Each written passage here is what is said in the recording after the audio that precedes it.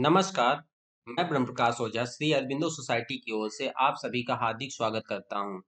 जेडआईआईईआई एक ऐसा मंच है जिसके अंतर्गत शिक्षकों के द्वारा शिक्षकों के लिए अनेक नवाचारों को एकत्रित किया जाता है, जिन्हें कुछ निश्चित केस स्टडी के अंतर्गत शामिल किया गया है।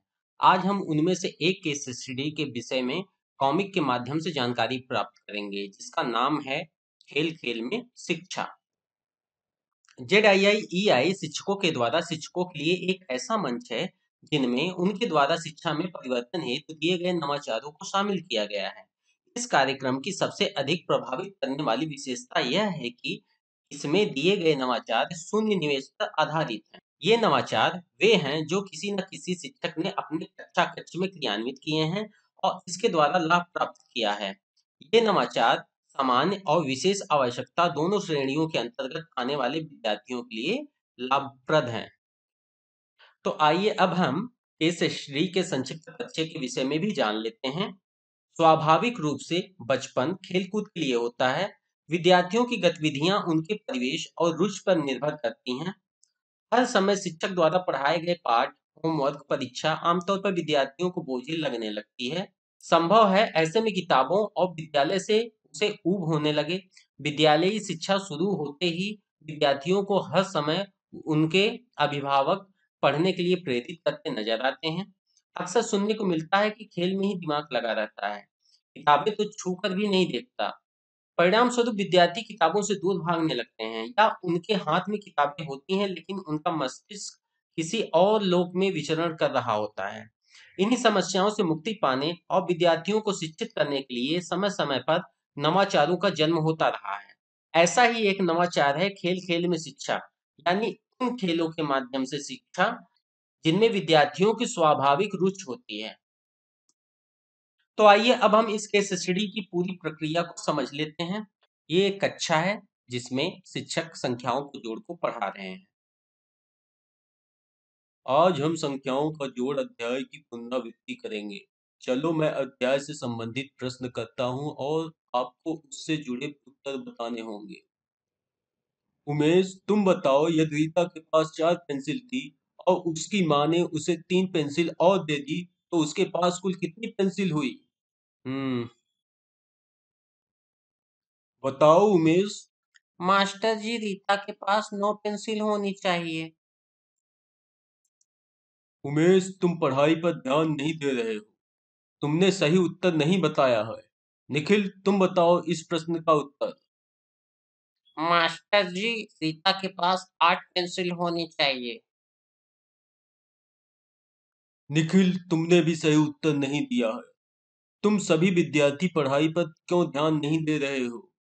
विद्यार्थी पढ़ाई पर ध्यान क्यों नहीं दे पा रहे हैं?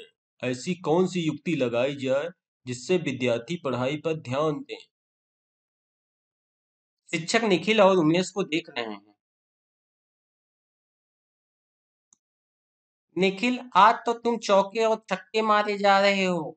अब तक तुमने 3 गेंदों पर एक छक्का और 2 चौके मारकर 14 रन बना लिए हैं। तुमने भी तो 2 गेंदों पर एक छक्का और एक चौका मारकर 10 रन बनाए हैं।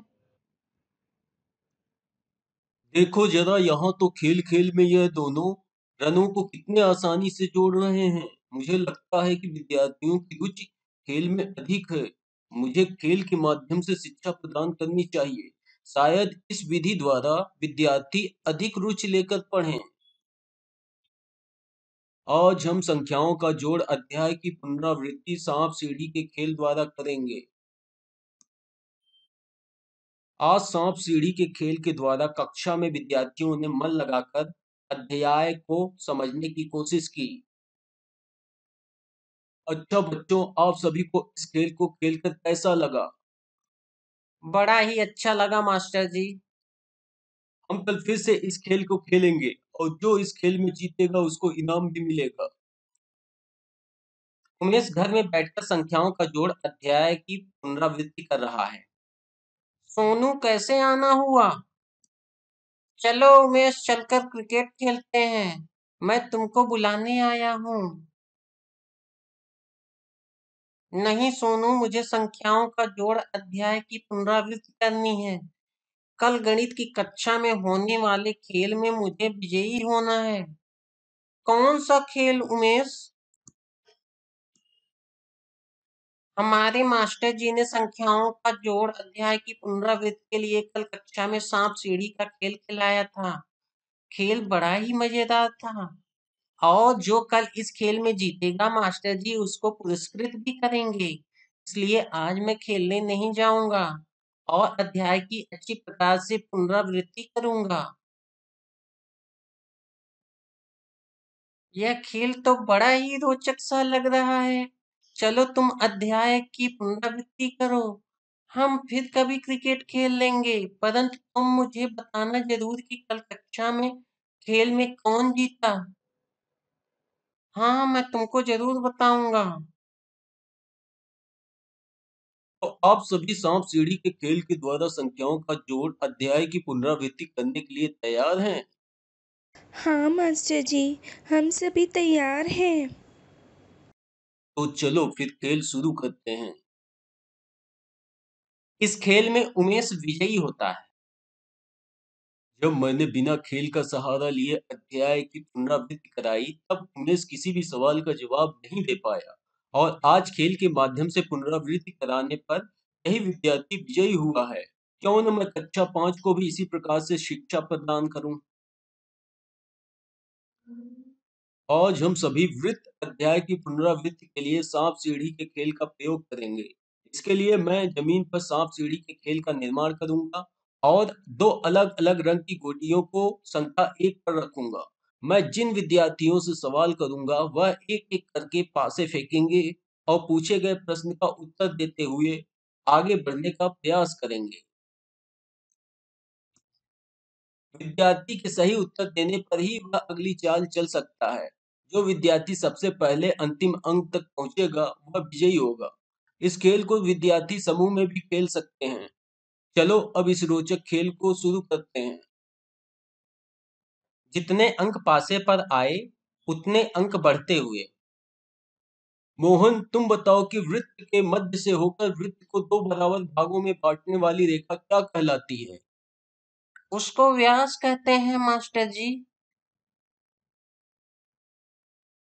पासे के अंक पर जाकर राहुल खड़ा होता है। राहुल, अब तुम बताओ कि गोलाकार आलू के चिप्स काटने पर कैसी आकृति बनती है? उसकी आकृति वृत्ताकार होगी। मोहन, अब तुम बताओ प्रकार व स्केल द्वारा क्या आकृति बनाई जा सकती है? मास्टर जी, मैं इस प्रश्न का उत्तर नहीं बूझ पा रहा हूँ। मोहन, फिर तुम खेल में जहां थे वहीं रहोगे, आगे नहीं बढ़ोगे। अब राहुल, तुम इसका उत्तर दो। वृत्त की आकृति बनाई जा सकती है। मोहन, अब क्या तुम उत्तर बता सकते हो? हाँ मास्टर जी, अब मैं भी इस सवाल का उत्तर दे सकता हूँ। मैंने ध्यान से राहुल द्वारा दिए गए उत्तर को सुना है। राहुल का उत्तर सही है। वृत्त की आकृति बनाई जा सकती है। शाबाश, अब तुम सब खेल के माध्यम से आसानी से सीख रहे हो। आज हम सभी सूर्य के परिवार में पृथ्वी अध्याय की पुनरावृत्ति खेल के माध्यम से करेंगे।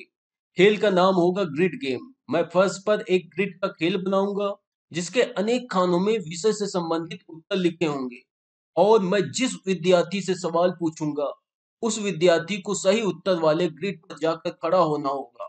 चलो अब खेल शुरू करते हैं। बताओ सबसे बड़ा ग्रह कौन सा है? सर, मुझे इसका सही उत्तर पता है, तो मैं बृहस्पति वाले ग्रिड पर खड़ा हो जाता हूँ। सूर्य क्या है? सर, सूर्य एक तारा है, तो मैं जाकर तारा वाले ग्रिड पर खड़ा हो जाता हूँ। अन्य विद्यार्थियों की मदद से विद्यार्थी सही उत्तर वाले ग्रिड पर जाकर खड़ा होगा। लाल ग्रह कौन सा है? कौन से ग्रिड पर जाकर खड़ा हूँ? वाह, देखो तुमने अपने सभी मित्रों की सहायता से सही उत्तर की पहचान कर ली। विद्यार्थियों में परस्पर मित्रता तथा एक दूसरे की सहायता का भाव होने से आप बहुत से काम आसानी से कर सकते हैं। आज हम सभी दशमलव अध्याय की पुनरावृत्ति के लिए चक्के पे चक्का खेल का प्रयोग करेंगे। इसके लिए मैं गत्ते से दो अलग अलग आकारों के चक्के काटकर उन पर चार्ट पेपर चिपकाऊंगा। फिर प्रत्येक चक्के को 8 भागों में विभाजित करूंगा। इन चक्कों को कील का प्रयोग करते हुए बड़े से छोटे आकार के अनुसार एक दूसरे के ऊपर इस प्रकार रखूंगा कि ये एक दूसरे पर आसानी से घूम सके। छोटे चक्के के 8 भागों में पढ़ाए गए अध्याय से जुड़े प्रश्न अंकित होंगे तथा बड़े चक्के के 8 भागों में छोटे चक्के पर अंकित प्रश्नों के उत्तर उपस्थित होंगे। मेरे द्वारा प्रश्न पूछे जाने पर इन चक्कों को घुमाकर मिलाते हुए विद्यार्थी सही उत्तर प्राप्त करेगा। अब इस खेल को शुरू करते हैं। गगन, तुम चक्के द्वारा सही मिलान करके बताओ कि 4.3625 हेक्टोमीटर में कितने डेसीमीटर होंगे। मास्टर जी, चक्के के सही मिलान का उत्तर 4362.5 डेसीमीटर होगा। प्रियंका, अब तुम बताओ कि 15 सेंटीलीटर में कितने लीटर होते हैं। मास्टर जी, चक्के के सही मिलान का उत्तर 0.15 होगा। वाह, दोनों ही विद्यार्थियों ने सही मिलान किया है। अच्छा बताओ कि आप लोगों को यह खेल कैसा लगा। मास्टर जी, ये तो बड़ा ही मजेदार खेल था। इस खेल के द्वारा तो हमने बहुत से विषय संबंधित उत्तर भी आसानी से सीख लिए। आज हम सभी लाभ हानि अध्याय की पुनरावृत्ति के लिए लूडो के खेल का प्रयोग करेंगे। इसके लिए मैं जमीन पर एक लूडो का निर्माण करूंगा और फिर कक्षा के सभी विद्यार्थियों को 4 समूहों में विभाजित किया जाएगा। खेल के लिए 4 रंगों की गोटियां, लाल गोटी पहले समूह के लिए, हरी गोटी दूसरे समूह के लिए, नीली गोटी तीसरे समूह के लिए व पीली गोटी चौथे समूह के लिए आवंटित की जाएगी। परंतु सभी समूहों के लिए पासा एक ही रहेगा। सभी समूहों से प्रश्न पूछे जाएंगे। सभी समूह एक एक करके पासे फेंकेंगे और आगे बढ़ने के लिए पूछे गए प्रश्न का उत्तर देते हुए गोटियां बढ़ाएंगे। जिस समूह की गोटियां सबसे पहले बाहर निकलेंगी वह समूह इस खेल में विजयी होगा। चलो इस रोचक खेल को शुरू करते हैं। अब पहला समूह यह बताएगा कि अगर विक्रय मूल्य 500 रुपए है और हानि 200 रुपए की है तो क्रय मूल्य क्या होगा। मास्टर जी, इसका उत्तर 700 रुपये होगा। अब दूसरा समूह बताएगा कि यदि क्रय मूल्य 500 रुपए है, विक्रय मूल्य 499 रुपए है, तो लाभ हुआ या हानि। इसका उत्तर हानि होगा। अब तीसरा समूह बताएगा कि अगर क्रय मूल्य 40 रुपए है और विक्रय मूल्य 40 रुपए है, तो लाभ हुआ या हानि। न लाभ हुआ न हानि। अब चौथा समूह बताएगा कि यदि क्रय मूल्य 733.50 रुपए है और विक्रय मूल्य 733.50 रुपए है, तो कितनी हानि हुई। कोई हानि नहीं हुई। वाह, सभी समूह आपस में मिलकर बहुत ही बढ़िया खेल रहे हैं। विद्यार्थियों, आप सभी को विषय से संबंधित ज्ञान पाने का यह तरीका कैसा लगा। बहुत ही रोचक और मजेदार मास्टर जी। आज हम सभी हमारे सहयोगी अध्याय की पुनरावृत्ति एक रोचक खेल से करेंगे। इस खेल का नाम होगा व्याकरण का खेल। इसके लिए मैं एक बोर्ड को दो हिस्सों में बांटकर बाएं हिस्से में एक सर्पनुमा रास्ता बनाऊंगा, जिसका प्रथम अंक 1 से शुरू होगा और अंतिम अंक कोई भी संख्या हो सकती है।